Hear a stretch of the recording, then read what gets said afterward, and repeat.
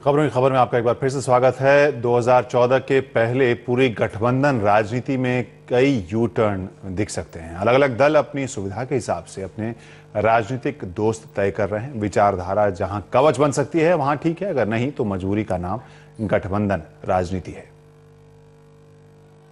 नरेंद्र मोदी के clean chit हासिल करने की जो दलील चिराग पासवान ने आज दी, वही एनसीपी के अलग अलग नेता कुछ दिन पहले देते दिखाई पड़े। मैं किसी के इंटरव्यू पर कुछ बोलना नहीं चाहता। हम ऐसे दौर में हैं जहां ये मानते हैं कि न्यायिक व्यवस्था ही इंसाफ का आखिरी जरिया है या किसी विवाद पर आखिरी आवाज। जब न्याय के जरिए कोई फैसला सुनाया गया है तो मुझे लगता है हमें इसका सम्मान करना चाहिए। इस पर और सवाल नहीं करने चाहिए। इस दौरान शरद पवार ने पहले मोदी से मुलाकात की खबर का खंडन किया और फिर माना कि दोनों मिले जरूर हैं। मुश्किल यह है कि एनसीपी फिर भी एनडीए के साथ तब तक नहीं जा सकती जब तक महाराष्ट्र में बीजेपी शिवसेना साथ है। इसलिए उन्हें लौटकर नरेंद्र मोदी की तानाशाही को याद करना पड़ा। टेलीविजन में दिखाते हैं कि गुजरात में ये हो रहा है, गुजरात में वो हो रहा है।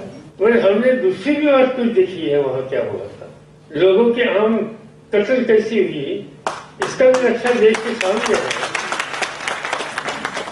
अभी ये पुरानी बातें हम याद नहीं करना चाहते। दरअसल 2014 से पहले गठबंधन राजनीति की तस्वीर अभी काफी कुछ बदलेगी और बदल रही है। दक्षिण भारत में कभी मोदी के करीब समझी जाने वाली जयललिता ने लेफ्ट के साथ तालमेल किया और तीसरे मोर्चे में शामिल हो गईं। इस मोर्चे में लेफ्ट फ्रंट के 4 दलों और एआईएडीएमके के अलावा समाजवादी पार्टी, जेडीयू, असम गण परिषद, बीजू जनता दल, झारखंड विकास मोर्चा और जेडीएस भी शामिल हैं।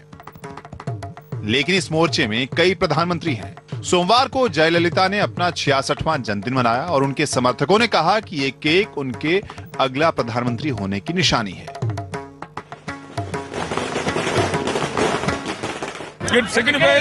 ये केक दर्शाता है कि अम्मा अगली प्रधानमंत्री होंगी। हम बहुत खुश हैं। लेकिन ये तीसरा मोर्चा भी मौके के मुताबिक टूट फूट सकता है। बिहार में जेडीयू और कांग्रेस के बीच तालमेल की भी चर्चा है और लालू कांग्रेस तालमेल खटाई में पड़ सकता है। लेकिन ये बात सुन के हम चौंके हैं कि बातचीत सबकी चल ही रही थी तालमेल के लिए, लेकिन कल देखा उनका पासवान जी के पार्टी का एक कोई नेता है, उसने कहा कि हमारा बीजेपी से तालमेल हो गया और हम लोग बहुत जल्दी ये सब काम करें। इसी तरह मुलायम सिंह यादव आखिरी फैसले से पहले तीसरे मोर्चे की भी ताकत देखेंगे और कांग्रेस की भी। दरअसल मजबूरियों के इस खेल में सब एक दूसरे की ताकत तौल रहे हैं। पूरब में अन्ना हजारे का समर्थन हासिल कर हौसले से भरी ममता बनर्जी ने दिल्ली में 2014 की रणनीति के लिए दफ्तर खोल लिया है। 4 महीना पहले मैंने हर पक्ष और पार्टी के लिए ये पत्र लिखा था, लेकिन उसमें से सिर्फ ममता दीदी ने उसका जवाब दिया कि आपके जो 17 मुद्दे हैं मैं अपनाने के लिए तैयार है। जबकि तेलंगाना अलग राज्य पर संसद की मुहर के बाद वहां भी गठबंधन की गांठें दिख रही हैं। सोमवार को टीआरएस के नेता के चंद्रशेखर राव ने राहुल गांधी, दिग्विजय सिंह और राष्ट्रपति प्रणब मुखर्जी से मुलाकात की। ये साफ है कि तेलंगाना में पार्टी कांग्रेस के साथ जाएगी। ये हमारी जिम्मेदारी है कि हम उन लोगों का धन्यवाद करें जिन्होंने तेलंगाना बनाने में अहम भूमिका निभाई है। मैडम सोनिया के बिना ये संभव नहीं था। लेकिन सीमांध्र में जगन मोहन और चंद्रबाबू नायडू दोनों ने अपने पत्ते खुले रखे हैं। जगन मोहन इन दिनों मोदी की तारीफ करते भी नजर आते हैं। हवा का रुख देखकर ये दोनों दल अपनी रणनीति तय करेंगे। दरअसल गैर कांग्रेसी और गैर बीजेपी दलों की बड़ी तादाद में सीट मिल भी जाए तो उनकी सरकार बनती नजर नहीं आती, क्योंकि अब क्षेत्रीय दलों में टकराव काफी तीखे हैं। यूपी में माया और मुलायम साथ नहीं आ सकते। बिहार में जेडीयू आरजेडी के साथ आने का सवाल नहीं।